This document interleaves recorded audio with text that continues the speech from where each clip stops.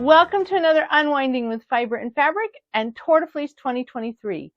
We are reaching the end of Tour de France, but on Sunday, which I believe is tomorrow, the Tour de France Femmes starts as the Tour de France ends. So we have another week of spinning ahead of us, another week of vlogging. I wanted to make sure to make note of that as I start this vlog.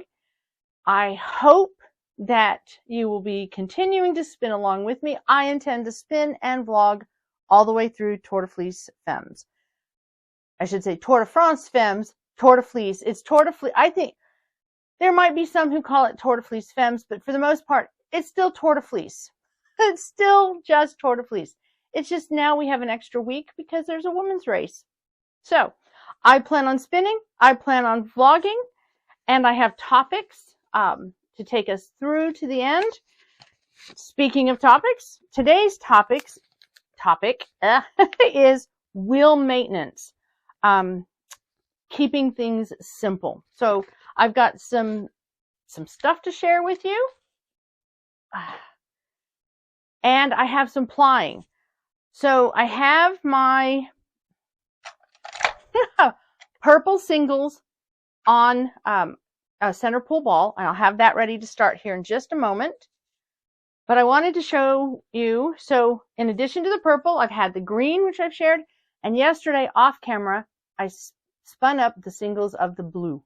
And this, of course, is all going for a sweater spin. These are the extra accent colors that I will be using with the bulk of the sweater fiber, which is this color. So I'm getting closer to having the sweater spin, at least the accent colors ready, and I'm going to do some plying with that today. I'd also like to talk about wheel maintenance, but let's go ahead and get, I left it on the ball winder so that it would have less likelihood of getting tangled up or stolen by my cats. So normally I don't do a ply ball for nearly 4 ounces of fiber, but this is Tour de Fleece and I wasn't thinking. So I've done that in all of my accent colors. It should be fine. I'm allowing the fiber to rest. As I'm getting ready to take the ball off, I'm making sure I have my ends. And I know that some people, you might shove a dowel or an old toilet paper roll or something in there. This fiber is actually staying fairly open. It's had a number of days to rest. It shouldn't give me too much trouble. Knocking on wood. The last time I said that, I think my cat knocked over a camera. So, and once again, and you know, the truth is, I'm not even sure where I've now put the Orifice hook for this wheel. I brought it over here somewhere in the early stages of Tour de Fleece, and I think when it's all said and done, I'm going to have to look for my Orifice hook because I keep coming over here to ply, and I keep having to shove a finger through the jumbo bobbin's orifice. There's a comment. Okay, so all I've done is I've just like in regular plying, I've taken the 2 ends, I've put it through my loop. In this case, the 2 ends, one is coming from the center of the ball, one is coming from the outside of the ball. And yes, this can adjust the twist a little bit. As you ply, you might notice that your tension is different between the two singles. I have not had a problem with my my plying with this. The one thing I do sometimes notice, I sometimes will get a few more little curlicues, little pigtails, if I'm not paying attention. So there's a very good chance that I'll get some of those because I'm doing this in front of the camera.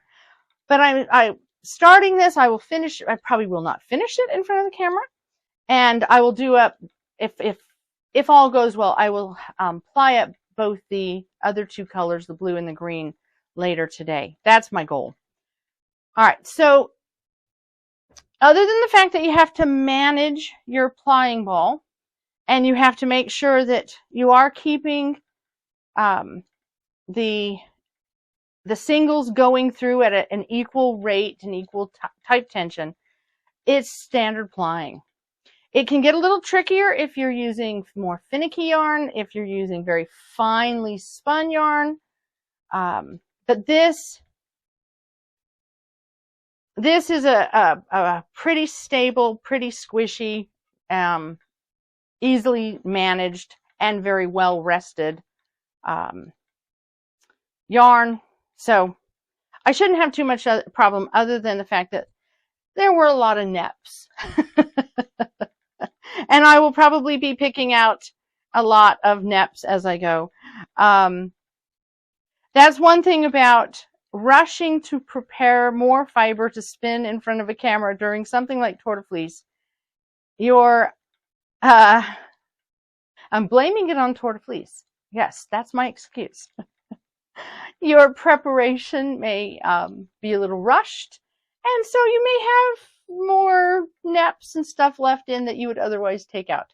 But I'm just going to blame it on Tour de Fleece and call it good. It will work for the project that I have in mind. It will work with the overall fleece. If I were trying to combine this with yarn from a different fleece, from a different spin, I might be a little more concerned. But I knew that the entire sweater was going to come out of this one bucket. Not even the whole fleece. I have 2 more buckets of this particular fleece in my stash. And when I say buckets, I store my fiber in 5-gallon buckets, 5-gallon plastic buckets. And so yes, it was a large fleece. And I should have, if I really wanted a nice fine, clean, refined yarn, I would have taken more time with it. It's going to have a little bit of a rustic nature to it, regardless of the prep, simply because I think that it is from an older sheep. There's characteristics about it that make me think that it is an older sheep that this came from. All right, but it is lovely and it is spinnable and it is going to work. So I am plying along. The topic of today is wheel maintenance. And I've been contemplating doing a vlog on wheel maintenance for a time, but the truth is that 2 things hold me back. 3 things hold me back. One, it'd be a lot easier to do that vlog if I had a cameraman who could zoom in and maneuver around what I was doing. That would make it easier. But the 2 main reasons I haven't done it is that there are so many varieties of wheels out there that doing, and my wheels are Kromsky. So I'd be doing a wheel maintenance video on Kromsky wheels. There's so many variations that I don't necessarily want to put out a video on it, if a very specific video on it, because there are so many variations. And the second reason is I don't know about other wheel companies, but Kromsky has really good videos. I don't know, I haven't searched for them in a while, but when I purchased my wheels, they had really good videos, and that was now quite a number of years ago. Those videos, I'm sure, are still available, and they go over a lot of the, well, how do you maintain your wheel? How do you get your wheel ready to use? And maintenance of a wheel is very much the same as how do you get the wheel ready to use. So those are the 2 big main reasons, and the third lesser reason that I have not done a specific wheel maintenance vlog, but I figured it was a good topic to cover during Tour de Fleece, and something that I can at least share with you some of the stuff that I have found, trying to make sure my microphone's in a good spot here. The things that I have found work really well, and the stuff that I bring to you, the information I bring to you, it's not just simply from my own experience.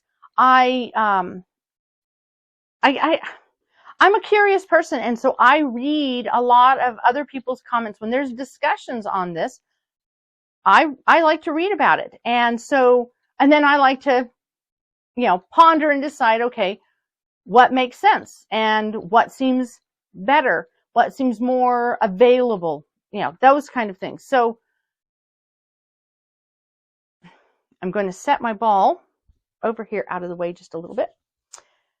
So the first thing I wanted to share with you is the oiling of a wheel. Now the wheel that I'm currently using, it has, it does require oil at the orifice. It doesn't always require oil here in the back. It has a Teflon bearing piece in it. But on my other wheels, it's all leather that the maiden sits into. So, and leather needs to be oiled. If it becomes dry, it will crack, it'll break. Much like during my flat tire the other day, the leathers that held the footman they got dry and they cracked, they broke.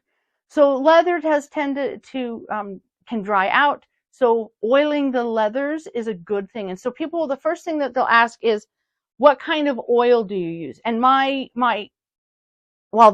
this actually, I do need to oil this one up. All of my wheels have areas that require oil. Some require more oil than others based on if they have the leather, or this one has no leather to it. It just has a felt piece that keeps the orifice oiled. So, and there's a spot down here on the wheel that I have to. So I brought my big, everyone always asks about the oil, and I have a little tiny bottle that I use to oil it up that has a nice little narrow tip to it. But rather than spending a fortune, actually I'll take it out of the bag so the camera can see it. Rather than spending a fortune on itty bitty little bottles of oil, I just refill as necessary with that. And yes, that is what is recommended by many of the people making the wheels and the people figuring it out. The key thing that my husband, who is mechanically inclined, he said the very important thing about this is a straight 30 weight, but he said the really important thing, it is not synthetic, and you'll see on there it says non-detergent. He said that actually is an important piece. We don't need the other stuff. We don't need it. Basic, simple, straightforward, lifetime supply for me and just about anybody I know that spins if they wanted to come and refill their bottles.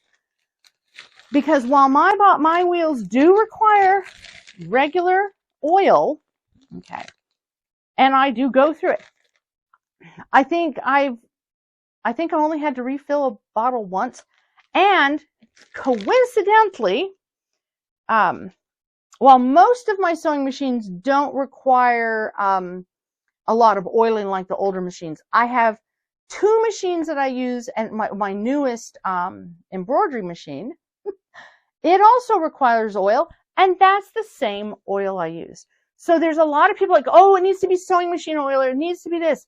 You're spending a great deal of money for something that you can get in bulk for the same price.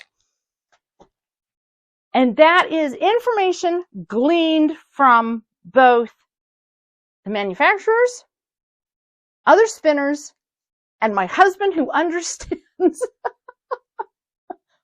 what oil does. So I am not claiming to be an expert, but I am claiming to be somebody who seeks out experts to get the information. So that's my first tip, because I think that is really the biggest question people ask. What kind of oil do I use? And I put that on the leathers. I put that on any of the bearings.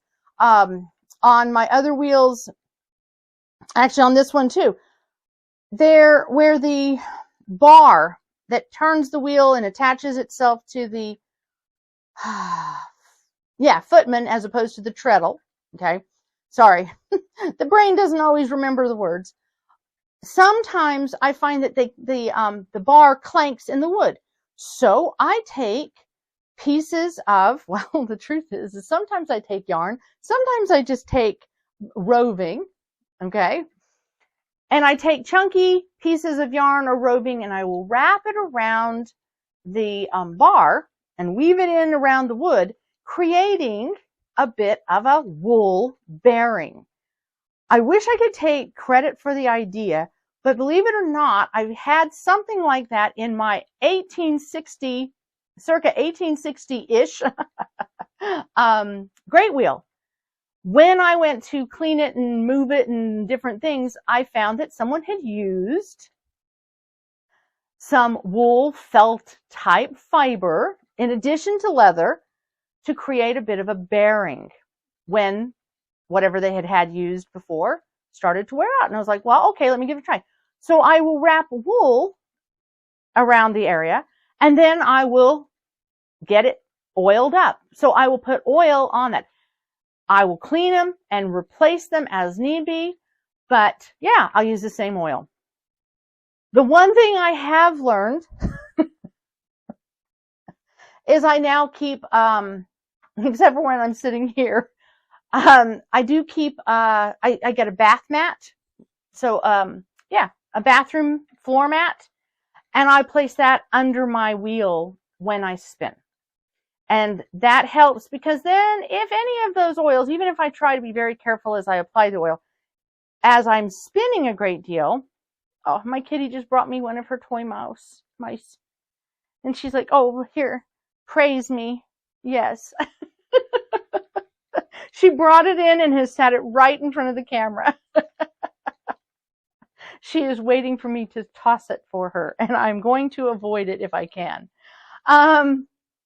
So I will put a floor mat down because when I'm spinning a great deal and really getting the wheel warmed up, you can have little bits of oil drippage if you're not careful.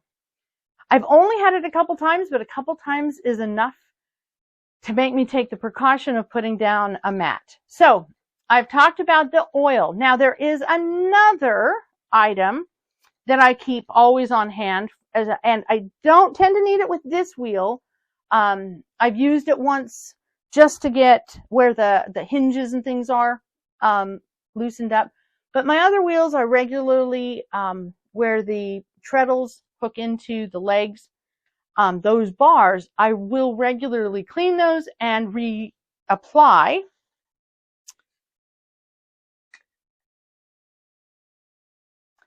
And this is lithium grease. And this is the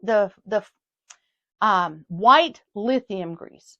And this works really well on those areas that don't need the oil to, like the leather, to keep them moist and, you know, and such. But it works really well to, in essence, just give a bit of a buffer on those areas that are constantly in friction and moving. But in the case of the treadles, they're not spinning around. They're just going back and forth. So that's what I use on those areas that are not spinning parts that are, as I said, in my case on my wheel, where the treadles, the bar that holds the treadles in place and attaches them to the legs, that is what I use the lithium grease for. This and white, this is pretty cool stuff. It is sticky, and so I apply it when I'm outside, and then I clean up the mess because it can be, it's a grease as opposed to an oil, and so it is sticky. I do not use it on the oil areas, the other bearings and such that I've talked about. I just